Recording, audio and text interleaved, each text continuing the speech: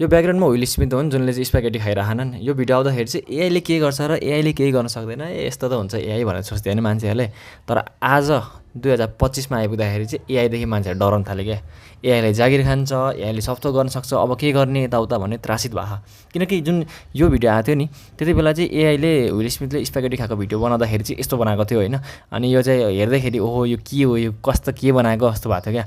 तर अहिले आइपुग्दाखेरि फास्ट फरवर्ड 2025मा आइपुग्दाखेरि चाहिँ एआई यति एडभान्स भइसक्यो कि त्यो अहिलेसम्म आइपुग्दाखेरि चाहिँ टेक्स्ट मात्र होइन, हामी टेक्स्ट त च्याट जिपिटीहरू युज गर्छौँ, तर टेक्स्ट मात्र होइन क्या, भिडियोमा भिडियो बनाउनु मिल्थ्यो। त्यो तपाईँले क्याटहरूको भिडियो देख्नुभएको होला, गाईहरूको भिडियो देख्नुहुन्छ होइन।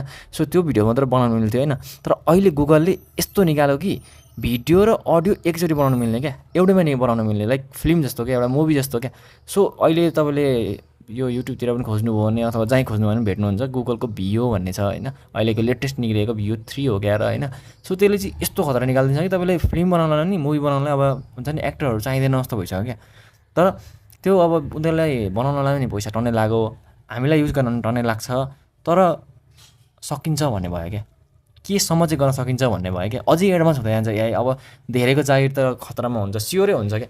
त्यो मान्छे जति एआईले रिप्लेस गर्दैन भने पनि स्योर नै हुन्छ होइन। तर एआईबाट बस्ने तरिका धेरै हुन्छ, आफूलाई पनि अपग्रेड गर्नुपर्छ होइन।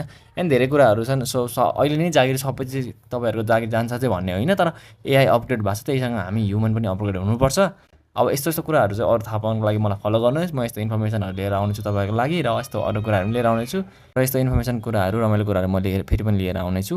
त्यसको लागि मलाई फलो गर्दै गर्नु होला, र यो भिडियो चाहिँ आफ्नो एआईदेखि डराउने साथीहरूलाई र नडराउने साथीहरूलाई पनि सेयर गर्नु होला। हस्त नमस्ते, अर्को भिडियोमा भेटौँला, बाई बाई।